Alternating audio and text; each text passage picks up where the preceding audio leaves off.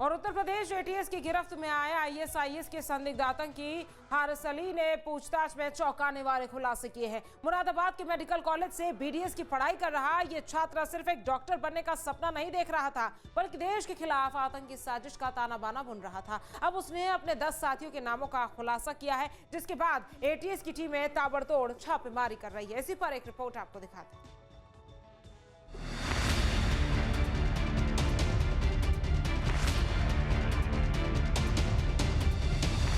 सफेद कोट पहनकर मरीजों का इलाज करने की तैयारी करने वाला हारिस अली असल में इंटरनेट के जरिए युवाओं के दिमाग में आतंकी जहर घोल रहा था।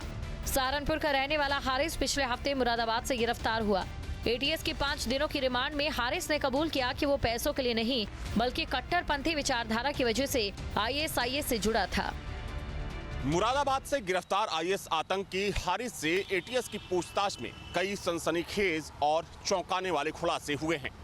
सूत्रों से मिली जानकारी के मुताबिक एटीएस से पूछताछ में हारिस ने अपने 10 सहयोगियों के नाम भी एटीएस को बताए हैं, जिनसे अब पूछताछ की योजना एटीएस बना रही है। हालांकि जो रिमांड की अवधि मिली थी एटीएस को हारिस की, वो रिमांड अवधि खत्म हो चुकी है। हारिस के खुलासे। हारिस ने अपने 10 सहयोगियों के नाम उजागर किए, जिसमें 4 यूपी से 6 दूसरे राज्यों से है। 50 से ज्यादा युवाओं को सोशल मीडिया ग्रुप्स में जोड़ा। यूपी, बिहार, दिल्ली और पंजाब में 50-50 युवाओं का ग्रुप बनाने का टारगेट था।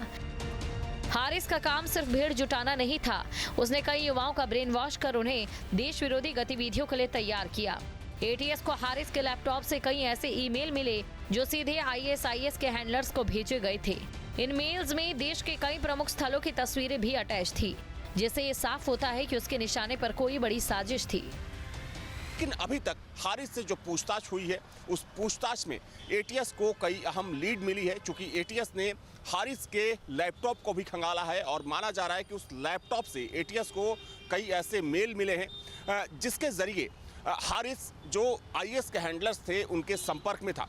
हालांकि ये जानकारी भी सामने आ रही है कि आईएएस ने हारिस को यूपी, बिहार समेत कई अलग अलग राज्यों में युवाओं की 50-50 युवाओं की एक टीम बनाने की बात कही थी और इस काम में भी हारिस लगा हुआ था। हारिस का मकसद था कि भारत को एक इस्लामिक राष्ट्र में कन्वर्ट किया जाए। एटीएस सूत्रों के मुताबिक हारिस के बताए गए 10 संदिग्धों को पकड़ने के लिए उत्तर प्रदेश के साथ साथ दूसरे राज्यों में भी अलर्ट जारी कर दिया गया। पूछताछ के बाद शनिवार को रिमांड खत्म होने पर हारिस को कोर्ट में पेश किया गया, जहां से उसे जेल भेज दिया गया है। लेकिन एटीएस की जांच अब उन कड़ियों को जोड़ने में जुटी है जो हारिस के जरिए देश के अलग अलग हिस्सों में फैली हुई है। Team news street. आपके मोबाइल पर तुरंत आएगी ब्रेकिंग न्यूज।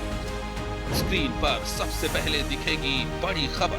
देश दुनिया की हर खबर एक जगह। अब आपके मोबाइल पर तुरंत फटाफट इंस्टॉल कीजिए न्यूज़ नेशन ऐप और रखिए खुद को अपडेट।